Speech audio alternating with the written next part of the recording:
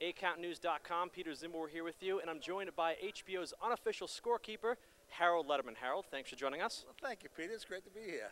Harold, big HBO doubleheader this Saturday night live from the MGM Grand in Foxwoods. Let's talk about the main event first. Middleweight championship of the world will be on the line. Sergio Martinez, the consensus fighter of the year for 2010, takes on Serhiy Dzinziruk. Serhiy Dzinziruk is a guy who is very accomplished but relatively unknown here in the United States. What should we expect in this main event? Well, the guy's a very good technical boxer. I mean, I've watched him in, numerous tapes. He looked great with Joe Julio. But Dzinziruk brings to the table is a great right jab. I mean, he really has a humming right jab. He can box your ears off with that right jab. You know, it's a very interesting show. 4 fighters, 4 southpaws, and I can't remember the last time that ever occurred. I think it was Gil Clancy who once said on TV, when he used to do the fights for CBS, he said they should drown all southpaws at birth. But anyway, I think he also said that, when you watch a fight between 2 southpaws, you should watch it through a mirror because, they always circle the wrong way. They go to the right instead of the left. But be as it may, to get back to Dzinziruk, undefeated, experienced guy, got a lot of nice experience. He's also a little bit older. He's 35 years old. He certainly can punch. Got a huge victory over Joe Julio, who was a real good fighter at the time that Dzinziruk beat him. And I think he's going to be really competitive with Sergio Martinez. Sergio Martinez, although he's the better puncher, is going to have to be very careful that he doesn't get totally outboxed by Serhiy Dzinziruk. Yeah, there's a lot of pressure on Sergio Martinez coming off 2 scintillating performances last year in his title-winning effort against Kelly Pavlik. Then, of course, the one-punch knockout against Paul Williams. Is it likely that he does not look as spectacular as he has against a tricky opponent in front of him in the southpaw at that in Serhiy Dzinziruk? Well, it's going to be difficult. He's under a lot of pressure, too. He won the award from the Boxing Writers Association of America as Fighter of the Year. Can you imagine if he goes to the dinner? Now, the dinner is May the 6th. After he loses this coming Saturday night, it's going to look sort of odd. So I think he has to win this fight, so that he can go to the dinner and say, I'm still the Fighter of the Year. He had a big year in 2010. I think he deserved that Fighter of the Year award after that spectacular knockout over Paul Williams, something that nobody else ever accomplished. And Paul Williams fought everybody. Nobody ever knocked him out like that. Nobody ever knocked him out. I mean, so Sergio Martinez, big banger, but he's got a very tricky guy in front of him, and it makes for a very competitive fight. You often wonder, a guy like Martinez, the Fighter of the Year, 36 years old, a ton of experience, did he really fight that many southpaws? Is he good against a southpaw, or is he just conning us, saying that, well, I'm not worried that the guy's a southpaw? You don't see that many of them. It's not easy to fight them, and southpaws fighting other southpaws could be really tricky. Now, in the co-feature, we've got another southpaw versus southpaw matchup, as you mentioned. We've got Ireland's Andy Lee taking on Scotland's Craig McEwen. What should we expect here? I think the one thing a lot of fans point to is the common opponent they have is Brian Vera. Of course, Brian Vera upset Andy Lee and him on an ESPN fight. Craig McEwen soundly defeated him by decision. Yeah, but I think that more importantly, Craig McEwen fought Andy Lee in the amateurs, and Andy Lee beat Craig McEwen. And I think, that, in the long run, I think that's going to be more important. I think Andy Lee's coming into this fight as a huge favorite. You can understand why. He is a big puncher. McEwen's sort of a tall, gangly guy, hard to fight, real tricky, got a nice right hand, got a good straight left hand. But he's going to have to really, really be on top of his game to beat Andy Lee, because Andy Lee, in all honesty, is close to a title fight. He's not far. He's in that group of guys, in the middleweight division is probably, somewhere around number 5 in the world or something like that. In other words, he's moving into a title shot very, very, very soon, without question. And, he's not coming to lose. I mean, he wants that shot at Sergio Martinez or, any of the other middleweight champions. So, Andy, as I say, trained and managed by Emanuel Stewart. He's coming to win this fight. And McEwen's going to really have to be on top of his game. As I say, Andy Lee probably walking in as a big favorite in this fight. So it should be interesting. Andy's been training in Freddie Roach's Wild Card Gym, where you learn more, obviously, than any other gym in the world, since there are so many great fighters there.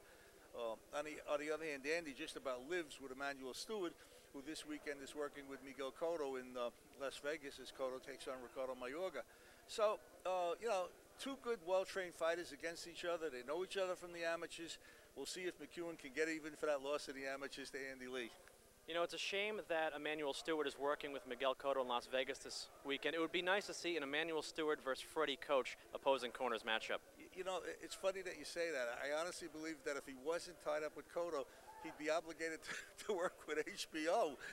But I don't know, maybe not. Maybe he could get out of working with HBO and work with Andy Lee. But you're right. It's always good to see Emmanuel in one corner and Freddie Roach in the other. You know, but listen, they can't get in there and fight the fight for their guys. They can only train them. I mean, and the truth of the matter is that's what they did. You know, they trained each guy. So, you know, although we don't have Emmanuel, you know, to give the in-between rounds advice that he gives, even still, you know, Andy Lee, as I said before, just about lives with Emmanuel Stewart, and, you know, he knows what Emmanuel wants him to do. There was this school of thought about Andy Lee. He came to prominence with boxing fans, I think, predominantly through some YouTube classic knockouts. His knockout of Carl Daniels a few years ago was spectacular, where he had one hand in the air before his opponent was on the canvas yet, knocked out cold. And there was a school of thought that after the Brian Vera loss that, well, he was a little bit overhyped. We bought into what his manager, Emmanuel Stewart, was saying, whose opinion is very well respected, and all he really had was these YouTube knockouts. You think he's the real deal? Oh, yeah. I mean, you know, when you see some of his knockouts, he's a guy, for a southpaw, can punch really, really well with both hands. I mean, he's got a vicious right hook. He's got a tremendous straight left hand. He's a banger. There's no doubt about it. You know, on the other hand, McEwen, not a real big banger like Andy Lee, but gangly, hard to fight. You know, he's very, very, very busy. He's got quick hands. He's a nice boxer. So, you know, it's an interesting fight. In essence, it's a boxer against a puncher. So we'll see what happens. Two good young fighters on the way up, that's for sure. Now, that co-feature between Andy Lee and Craig McEwen could present an eventual title challenger to Sergio Martinez, who's in the main event. I want to get back to Martinez for a moment. Of course, pending the outcome of his fight with Dzinziruk this Saturday night, there has been some chatter, mild chatter, that he could fight Manny Pacquiao. Manny Pacquiao's trainer, Freddie Roach, said he would make that fight happen if Sergio Martinez would come down in weight to 150 pounds, a catch weight in the junior middleweight division. Martinez was a junior middleweight just a few years ago. Checking BoxRec, he fought at 150 pounds as recently as 2003. Is that fight possible, in your opinion? Is it even worth talking about? And if it is, what do you think happens? Well, in my opinion, no. You know, the guy's 36 years old. If you're talking about a 26-year-old fighter, I would say, yeah, it's possible. But if you're going to ask Sergio Martinez to drop 10 pounds at age 36, I think it's impossible. Even with the millions of dollars on the line that he could make by fighting Manny Pacquiao, Manny's just too big. Martinez is just too big. I mean, Manny can't fight a middleweight. Manny, you know, when he fights a junior middleweight, it's a stretch. For him, asking Manny Pacquiao, who started as what, junior flyweight, to get in there with a 160-pound fighter, impossible. I mean, even if Sergio Martinez made 150, you know, at fight time, a day later, he'd probably be around 165 because he gained all that weight back, you know, overnight. And, you know, it would be so unfair to ask Manny Pacquiao to take on a guy that big. I think it's, you know, every time they talk about it, it makes me laugh. I mean, how high do they want Manny Pacquiao to go? I mean, the hell with Sergio Martinez? Let's put him in with Vladimir. I mean, you know, what the hell? There seems to be no limit to who Manny Pacquiao will fight, or at least who Bob Arum mentions, you know? I mean, these names that Top Rank comes up with for Pacquiao is just incredible. I wish they'd concentrate on Floyd Mayweather and the heck with Sergio Martinez and Pacquiao. I think Martinez is just too big for Manny Pacquiao. As I say, I want to see, you know, if Pacquiao does get by Sugar Shane Mosley, I certainly want to see him, you know, not fight Juan Manuel Marquez again, an aging Juan Manuel Marquez. I want to see him fight Floyd. That's all there is to it. And I'm standing by my guns on that one. I want to see Floyd. I agree with you wholeheartedly, but I won't waste any more time speculating on whether that fight will happen or not, because I think we've all wasted too much time thinking about that in the past year or so, Harold. Yeah, well, you know, you know, everybody's a little bit disappointed, you know, and you know why? Because everybody knows how good Floyd is. Let's face reality. Floyd Mayweather is a great fighter. Manny Pacquiao has become a great fighter. Two great fighters against each other. That's what I want to see. You know, I mean, Floyd's been a great fighter for a number of years, and Manny's, you know, has become a great fighter with some of those wins. You know, De La Hoya, Hatton, Clottey, you could go on and on and on. Margarito, I mean, he's just unbelievable, some of his last few fights. So I really want to see Pacquiao Mayweather, and, you know, I don't want to see Sergio Martinez and Pacquiao because Sergio's too big. Well, the middleweight championship of the world will be at stake this Saturday night, live on HBO. Sergio Martinez takes on Serhiy Dzinziruk, and Andy Lee takes on Craig McEwen in the co-feature. Harold, thanks for joining us and chatting about the fights. Thank you, Peter. It's always a pleasure to be with you.